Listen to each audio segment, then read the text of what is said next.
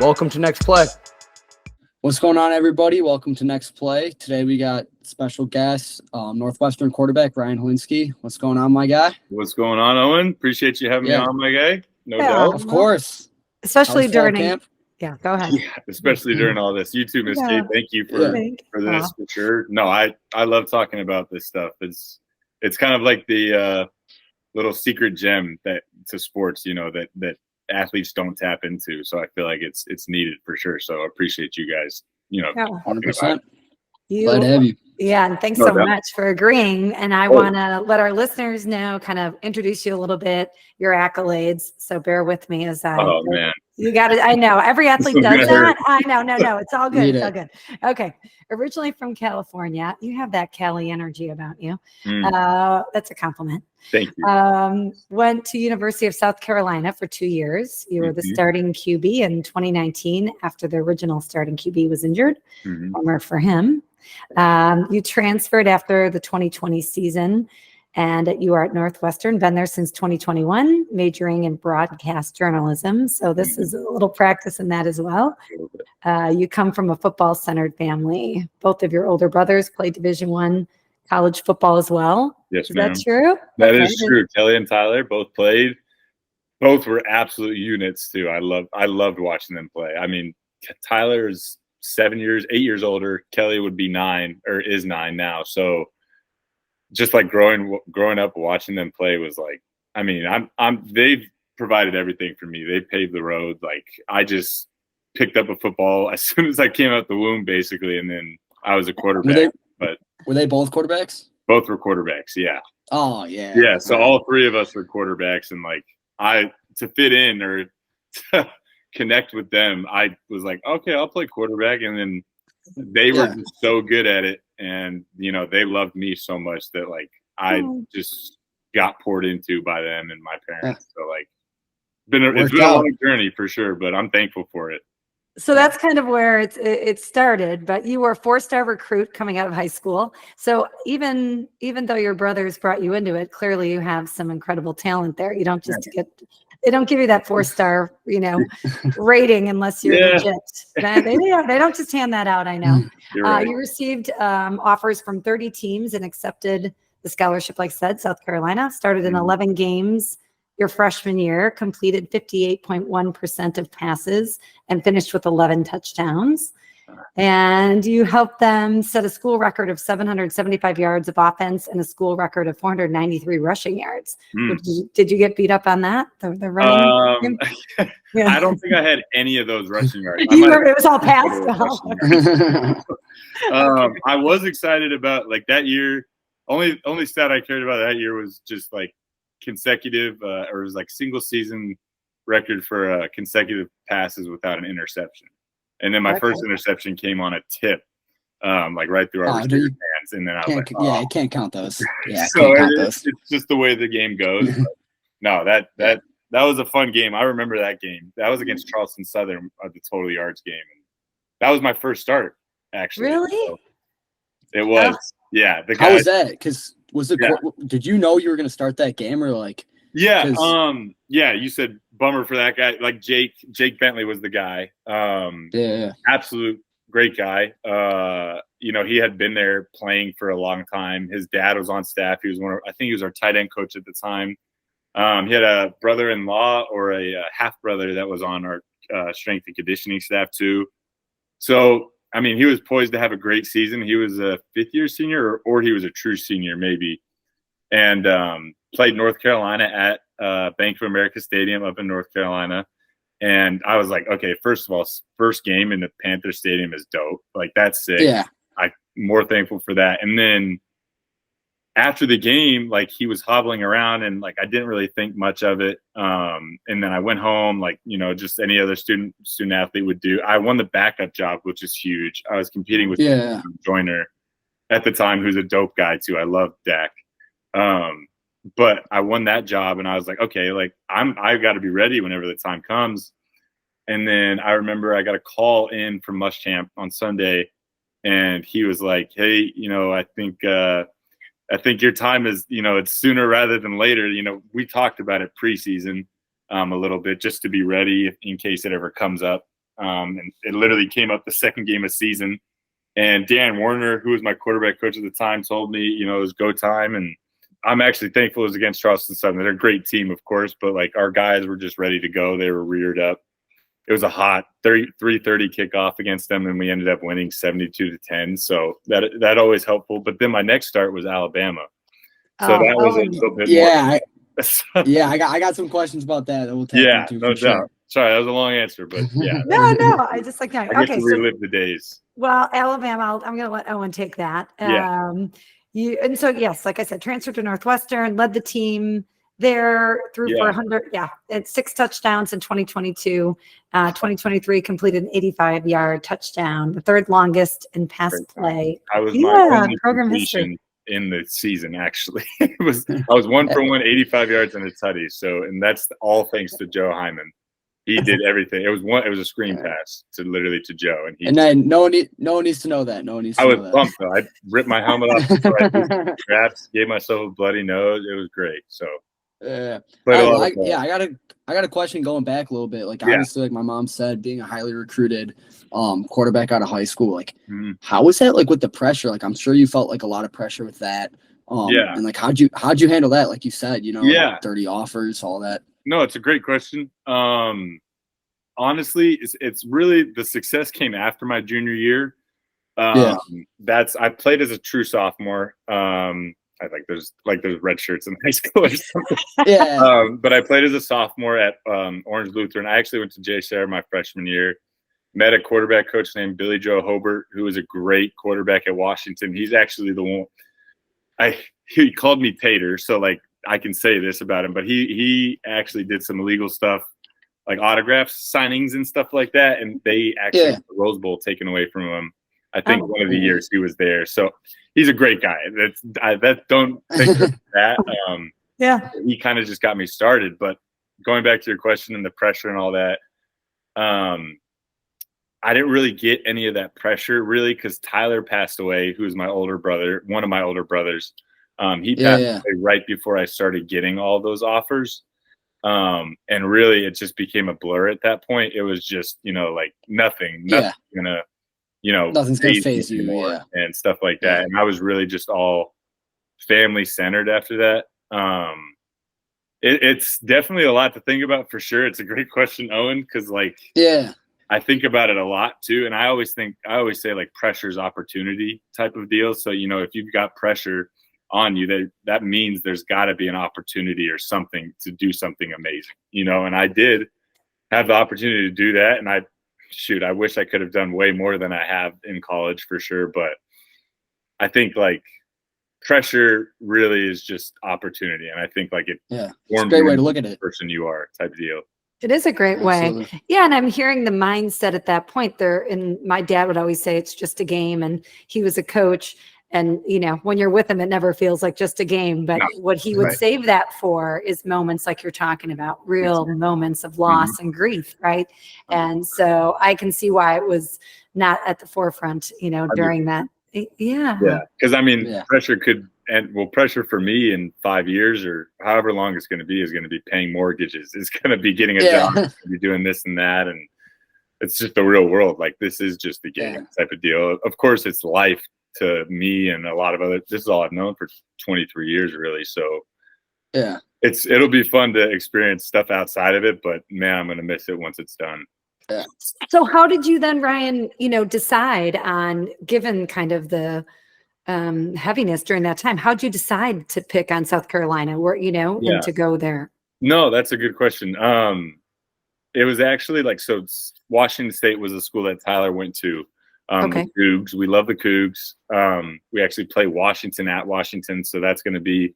Yeah. My mom's not going to that one. My dad is, because that would just be too tough. But we were a West Coast family. We grew up all over there. My parents have been to every single Pac-12 stadium. I've almost been to every Pac-12 stadium. I think it would have been really cool to play at Stanford or like Washington State and then carry on Tyler's legacy. But I kind of just thought to myself, okay, I don't think my parents really want. I don't think they could go through that. I don't think it'd be hard for them to get games. It'd be hard for my oldest brother, Kelly. I mean, they were a year apart. So I really was like, okay, where can I start early, play early, but also like being a community that cares about my family.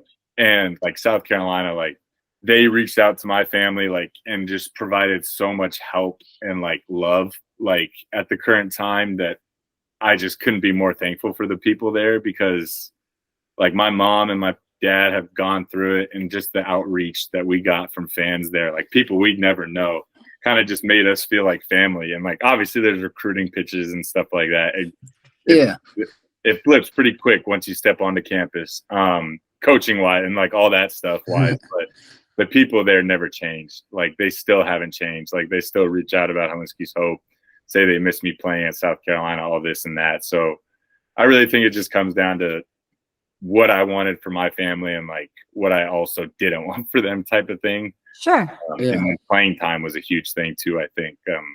Because Jake was going to be gone after that year that he got injured. He left anyways, but it was a lot decision. And then actually, side note, sorry, this is a long story, but like we love it. I have right here, you can see it's a lighthouse, right? It's where we spread my mom's ashes, and then it's where we spread Tyler's ashes in Hawaii. And at the time, I actually committed at that lighthouse. Like I called Coach Werner and I was like, hey, like I felt something clicked inside, or I was just like, okay, that's the school I got to go to. So ever since then, I just kept going, you know? Yeah. That's a good story. It is a great story. Owen loves tattoos, and we talk about them in the way of like what they symbolize in the story behind him. And lots of athletes use, you know, that as kind of motivation, whether it's, you know, 100%. In the form of a story or mantra or whatever. So, 100%. All right, I'll let you ask about Alabama. I got to jump ahead. to it. I got to ask about Alabama. Like, let's do it. How was that before the game? Like, you got to be nervous before. Yeah, dude. I mean, the last time that Bama had lost was in 2010, like in the SEC East, was in 2010 against South Carolina. They were playing Steven Garcia, Alshon Jeffrey, Marcus, like all these dudes on deep, Stephon Gilmore. And it was at Williams-Brice at 3:30 on CBS kickoff. That was in 2010. So our game was at 3:30 on CBS. Like we're about, this is my second start. So like everything's buzzing. Everybody's buzzing around the city. Darius Rucker's in town. He has a concert. He invites me and my family. My family goes. I can't go because it's obviously it's game week. I'm not going to go to a freaking concert during this week. But honestly, like I was just so locked in on like, I've learned a lot through my journey, but I was so locked on just like us in South Carolina rather than Alabama. Like if I thought about the big name, if I thought about Nick Saban being on the sideline right next to me as I'm saying hike or clapping my hands, like I would just freak out. I would start to panic, you know, stuff like that. So I kind of just focused on what we needed to do. It was hard once you step out onto the field and do it, but like all it comes down to is like do your job, you know, just do what you got to do. You got to throw the ball. You got to do this and that. But I will say, like running out there in that tunnel, like. And seeing Nick Saban on the sideline across from you was surreal. Like that was just, and then going and throwing for 60 times and 330 on him was pretty sweet. I was gonna ask about that. Like that, a good feeling. That's I'm still sick about that game, honestly. Because we had a drive right before the half where we could have tied it 21-21. And I overthrew a freaking corner route. It literally hit his fingertips, and I overthrew it. But I still think about it to this day. Like we could have had him at some point, but just Tua and Najee Harris and all those guys. Yeah, it's ridiculous. So, but it was freaking. Did you take any big hits that game? Oh yeah, I took a couple big ones, but honestly, like it makes it better when you complete the ball. It doesn't feel as you completed or throw a touchdown, but I definitely got my noggin rocked that game a couple times for sure. So what did you, that's always hard to watch as a mom, by the way. And so when you say locked in, did you have, you know, sort of practices that helped you do that? You know, that's language, you know, Owen would use, and I could see it when he would play. I'd be like, oh, he's locked in. But were there some sort of like preparation that got you there, whether it was the way you talk to yourself or whatever it might be? Yeah, I think, well, first and foremost, I think, again, it goes back to like Tyler and stuff like that. It just dumbs it down. Not dumbs it down. It just make the game simple. Or Coach Lujan, our new OC here, has like a good analogy. He says "kiss," like he said, "Keep it simple, stupid," and that is basically like basically what I was thinking at the time. I'm a freshman. I all I have to do out there is go out and do my job. And I think thinking back to myself, like making the moment smaller around me, like I just thought about what I needed to do, my job, keeping it simple, stupid. And then there's also like breathing techniques I used that were huge. Doc Jen Schumacher is a great resource here at Northwestern for us. And we have this thing called like the reset routine, like your whatever you need to do to get back into your state of flow. Like, because I couldn't remember any of the passes I threw that game. I could not remember any of those, but I do remember the one because I watched it on YouTube, that corner route that hit his fingertips. But the reset routine and these breathing techniques is what you would do is like, say you get out of a funk, say you throw a pick, say you're just not locked in. What I would do is I'd take my helmet off because it would make me feel like, okay, I'm stepping out of my uniform for a second. I'm just going back to me. And then I'd find like a spot somewhere in the stands, whether that be my mom, my dad, Kelly, or if it was something on the scoreboard or something like that, I would find a specific spot, stare at it, and then I would do a 4-6 breath, basically. Yeah. So it'd be in for 4, out for 6.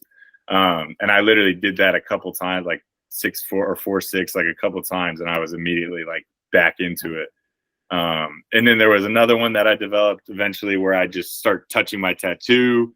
And then of course I got these bands on, the Hilinski's Hope bands. So like as long as I touch one of those before I play, like it would help a lot, which is, I don't really think about it as much like now, but looking back on it, I did it all the time. You know, it was just kind of like second nature.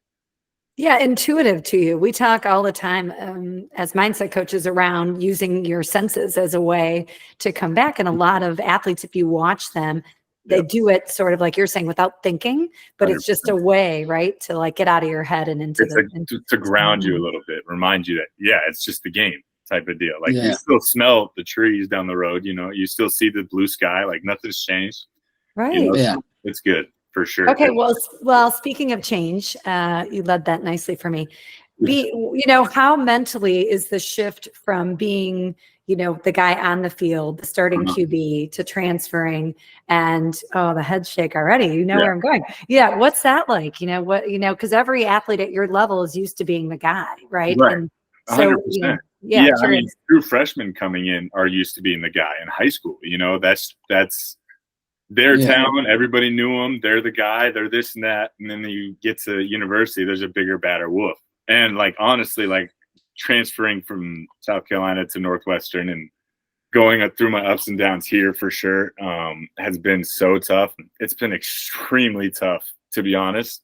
That's honest. I love the honesty. Like, recognize yourself as a person outside of your sport.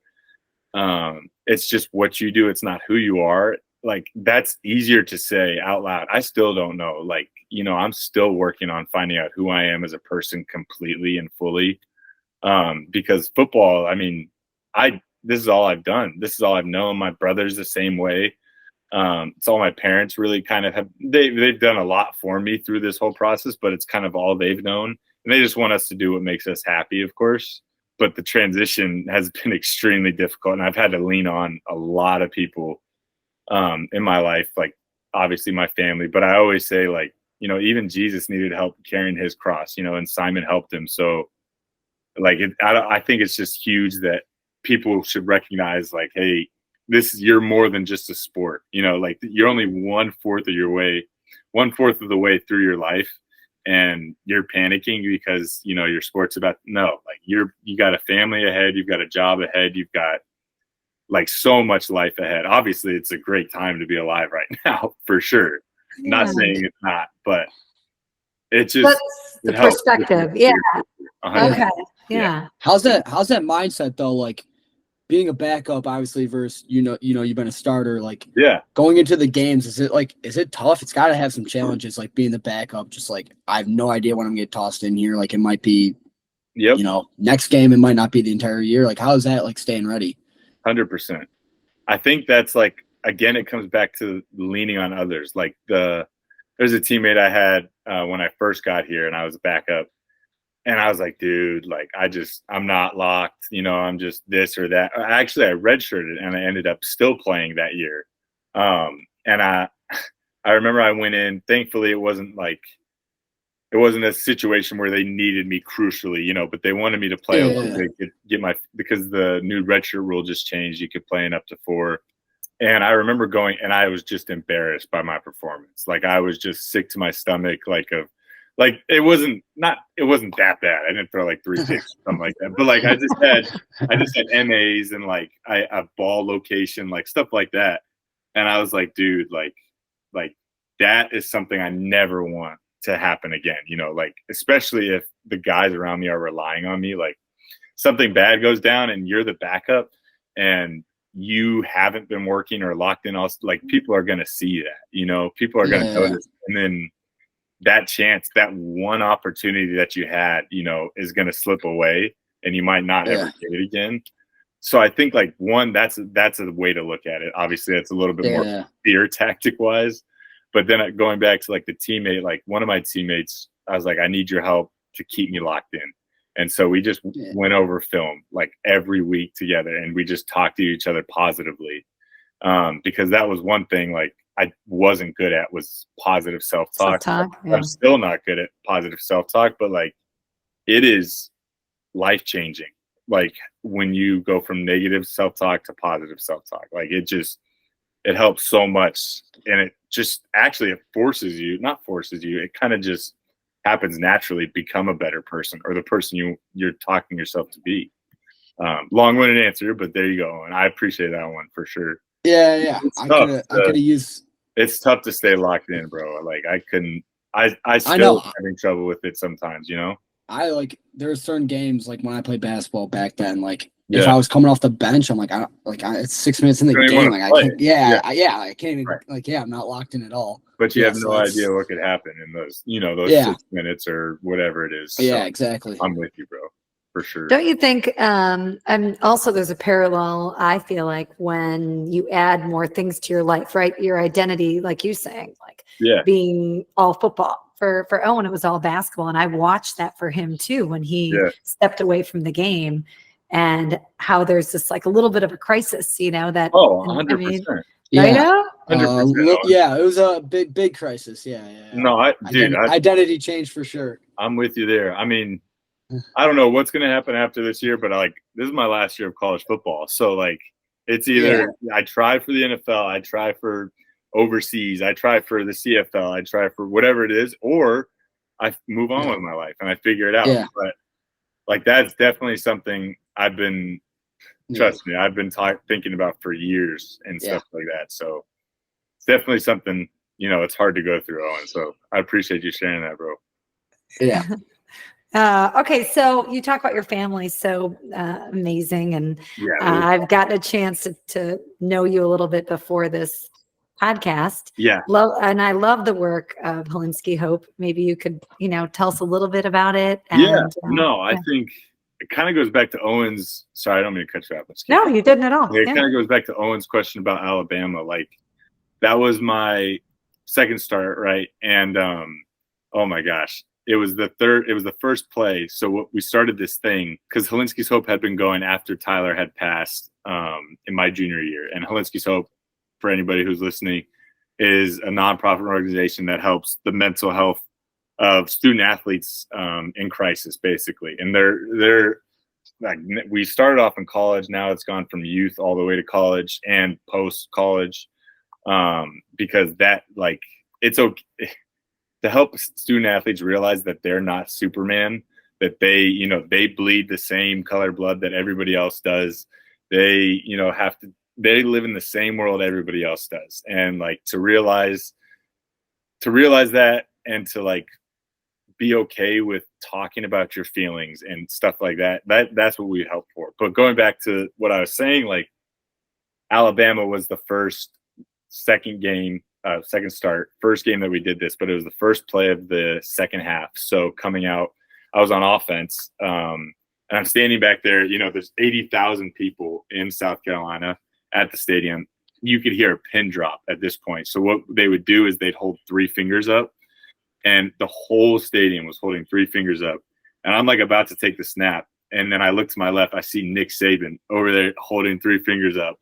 And I'm like, goosebumps, right? And so do I have them right now. I was just like, that is something amazing. But like the work my parents have done for Hilinski's Hope, like the stories that they tell me of helping other student athletes is just amazing. Like they do Tyler talks around, like I can't believe how much they travel. Because I'm like, Mom, how, like, this can't be, like, you gotta. She's like, I know, but like, there's people out there, and I think it's honestly therapeutic for them as well. For sure, because they can, look through these kids' eyes and hopefully, they've saved people. That's for sure. And I know, like 100%. Tyler's story, like as much as it sucks that Tyler passed away, and I miss him every day. Like I think his passing and our creation of like Hilinski's Hope and sharing it has saved so many lives, because it wasn't a topic like talked about.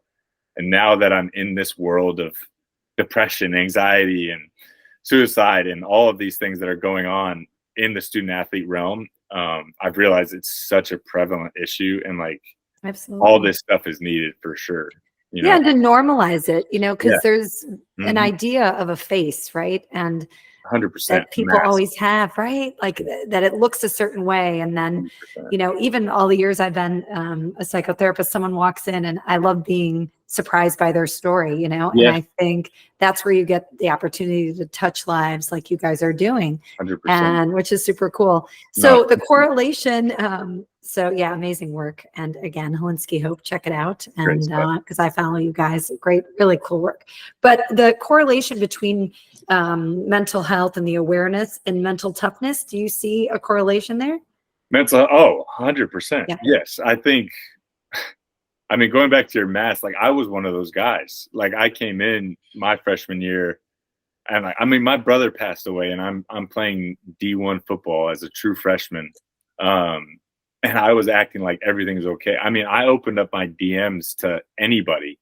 And I was like, hey, DM me if you're going through, mental health struggles. We'll talk about it. And I got so many. But like, I think that mental toughness and like this mental health, like all of that, like both of those go hand in hand. Like I've grown so much throughout college, and I've like my mental toughness in terms of positive self-talk, in terms of the deep breaths, in terms of the routines and getting through all that stuff, like has helped tremendously, because I couldn't imagine where I'd be without that stuff, like without those techniques, without those little tidbits and stuff like that. Like I don't know where I'd be, but I think I'd still be fine because of my family and they're amazing. But like, I definitely I wouldn't have had some of the success that I've had without any of that stuff. And I wouldn't be as strong as I am mentally without any of that stuff. So I'm right there with you, Miss Kate. No doubt. Yeah. I love it. I like the Miss Kate. I'm going to maybe require that. It might be like next play by Owen and Miss Kate. He's Owen. like, no. Yeah. No, it's cool. Good without that. But thank you for that question. Yeah. It's real stuff. Yeah. I was gonna ask. I know you talked about the keep it simple, stupid one, but are there any other like sports mantras or any mantras that you have before a game to get you locked in or anything like that, or do you keep it simple with the? I try to keep it simple, stupid for sure. Yeah. I think like a big thing that we get to do as athletes, like depends on what's important to you. Like I used to be a superstitious guy in terms of wearing the same cleats until one of my cleats didn't have a sole in it anymore. So I needed to get new cleats because that just hurt. But, pregame, like. Yeah, you pregame ritual guy? Like, do you have the same pregame ritual? I definitely listen to the same music. I try to listen to actually more calming music than like Mariah Carey, like I could listen to before a game. That's going to be the soundbite of this. This is how we're going to sell this podcast. Oh my goodness. Because like, I'm just a super amped up guy. Like, fine. Everybody can know. It's okay. But like, I get so amped up and so hyped, that I need to listen to Mariah Carey. But I also think, I try and read a Bible passage before every game for sure. And then I take that out to the field with me. And then, like you said earlier, Miss Kate, like all of the senses, like I try and take in the smell of the stadium. I try and feel the grass. I try and take a lap around the stadium at least, and then I gotta make sure I see my parents and my brother at some point, because just like seeing them, it just like brings you a sense of, okay, I'm home. Like I'm good. I've got a safe spot here, type of deal. But like nothing like throwing smoke in the air or something like that. Yeah, definitely. And seeing the family is good. I told my mom, I'm like, yeah, I'm gonna ask. Like, that was the first podcast we did. I'm like, oh, I'll ask about like the pregame rituals. She's like, that's such a dumb question. I'm like, what do you? All the athletes have. Like, it's definitely there, my guy. I know. It's definitely there. So that's a great question, O-Dog. All right.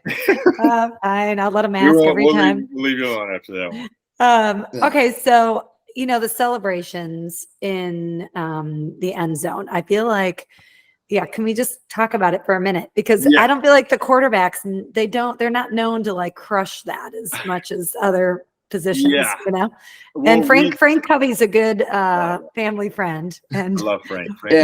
Frank the Tank is what we call him. So he's an absolute unit. But I will say, one, quarterbacks have to stay like this. We can't, we have to be linear. We can't be roller coastery throughout the game.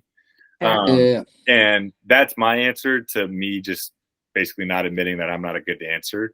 But no, for real, we need to stay linear, because like literally I at South Carolina, you can see clips of me running 50 yards like after a touchdown down the field, and my heart rate gets up to almost, like 180 or something. Like it's pumping, and like you might have to go out in 2 plays after your defense forces a fumble or interception, and you got to get your heart rate back down. So like that's something. That's the excuse. I wish I could do some more sellies for sure. Yeah. I wish I could. Like Frank could definitely get down in the end zone, which he probably will be.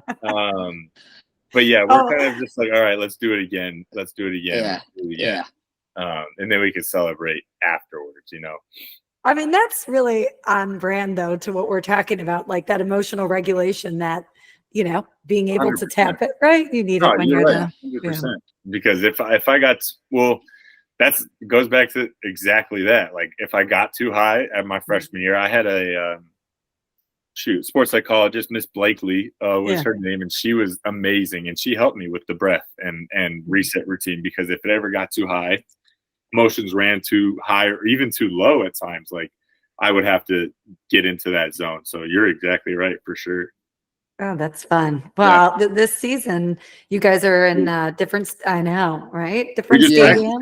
We just practiced in it this morning. So I lost 10 pounds in the stadium this morning, but it looks so amazing. The new stadium. Is that tough though? Like throwing like with the wind, with the water there, or no? Is it not it depends if you've got a cannon, Owen. No, all right. I was just joking. No, it's gonna be tough once it hits like late September, October, November. Like these Pac-12 teams are not gonna have fun out there. I'll tell you they're not gonna. It's gonna be tough for sure. But honestly, they've done an outstanding job on the stadium. Like it looks amazing. We rarely ever feel wind. We get a slight breeze every now and then, which is, but I mean, I rarely think about it, to be honest with you, because we practice there. I mean, all throughout the off season and stuff like that, and we throw out there, and if conditions call for wind, then you might just have to check it down or run the ball. So that's just how the game goes. Yeah, that's the thing with football. Like you're playing in so many different elements, and I think it's not talked about. Well, I'm a Green Bay Packer fan. We're always going to get that in there. We're always weaving in that in. But playing in different elements is also, I mean, talk about mental toughness. Is like throwing a cinder block. Like it's like you have to be a special quarterback to throw a football in the snow or the cold, because it is literally like you're pushing a cinder block out of your hands. Like it's hard. So we have gloves. We do certain things. And at the end of the day, you just got to hold on to the ball. Don't turn it over, and you'll be just fine. That's fair. I think everyone's so excited for football this time of year. Everyone's just like, let's go. Let's do it. Right. I can't wait. We're pumped. You guys, we're so excited. Miami, Ohio. Yes. First week. And they're no joke. I mean, they're obviously no joke. They know what they're doing. They're a great football team. They've got a lot of great defensive players with a good scheme, and they'll be good. So we're ready for them. All right, we'll let you go here in a minute, but I love knowing, like, do you have, when I talk to athletes about visualization, we often say, like, what's your highlight reel, right? That's like an easy one for athletes to pull up. So, you kind of touched on a little bit. I'm guessing it, might be Alabama, but I don't know. Like, if you are laying in bed and you're trying to pull up, your highlight reel, what's number one on there? Immediately, first of all, I'm thinking about teammates. Like, I'm thinking my highlight reel consists of me going over to their house, me going to Portillo's with them, like getting food after a game, me, them coming to the apartment after a game and just shooting the stuff. And just like that's my first highlight reel, because like that's cool. You can't get, especially the guys at Northwestern, you can't get these guys anywhere else. Like, they're just amazing human beings. But if I'm laying in bed and I'm thinking about ball, I'd say Alabama pops up first. Like, that's I'll take that back. I'll say Ireland, beating Nebraska and Ireland isn't 100% number one, because 10 years prior to that game, my two brothers played a game in Ireland in high school, and I was there at the game. And they beat Chandler, Arizona. I was actually in a wheelchair at the time because I broke both my knees, and an ACL avulsion fractures is what they're called. I was just growing too fast, and my muscles were too strong at the time. So, like, they weren't that strong, Owen, I'll tell you that. My bones were that weak, type of deal. But I would say, like, that's number one for sure, because, like, being able to see the same things you did, 10 years later, being able to win that game for Tyler and my family, there's nothing that beats that, to be honest. I can't even begin to, like, explain it. But you're doing a good job. Then I would say Alabama after that. So okay, that's fair. It was actually the first touchdown against Bama, and Shai Smith was running a seam up it was like 3x1 seam, 4 verticals. And the safety was literally just a little low. He misjudged the ball. I think the announcers, I remember, they said the ball has eyes, because, like, it literally just, like, dropped it right in. And then, like, I thought it was a pick, actually. And then I see Sky get up and he starts dancing. And I'm like, oh, my God. And I just ran down there. Oh, man. Yeah. There's been a lot. Malik Washington, who plays for the Dolphins now, absolutely insane player, even better guy. Like, he loves mental health. He's all about it. He practices stuff like this all the time. But I remember he had a catch against Penn State. I really, like, looking at it on film, it looks like it's an insane throw. It's really a better catch. But, like, it was an out route, so he's supposed to be going flat. I threw him high, and he caught it. And it was just, like, from the left hash, like, 40 yards down the field to the opposite sideline. And, like, that's a big boy throw for anybody. So, right. Like, there's definitely something like that. I'm sure those are the ones. Okay, what about in your backyard? Because I have 3 boys and a daughter, and it was constant. Constant, right? And so I'm wondering, were you ever allowed to play quarterback with your older brothers in the backyard? How'd that go? Yeah, like, how does that work? Someone's quarterback, and then you have a. It's actually crazy you asked that, because Tyler and Kelly were a year apart, and I freaking love Tyler to death. Like, how cute he freaking is, because, like, he literally played receiver for Kelly because Kelly wanted to be quarterback. And they played flag football in a Catholic youth organization, so CYO, and Kelly was all-time quarterback. Tyler literally switched to receiver for Kelly to catch his passes. But when we were younger, I was kind of like, I'm not gonna lie, thank God I got tall and thinned out, because I was a little chubster. So I might have been like ultimate O lineman. But they were so much older too. Like, it was a rare occasion I got to hang out with them and their friends and play football. Yeah. But if they were playing ball, I was either crying, kicking, screaming, trying to do something to go play with. Sounds like my little brother. Yeah. Yes, you get it, Owen. You get it. Yeah. That's how. No, I get it for sure.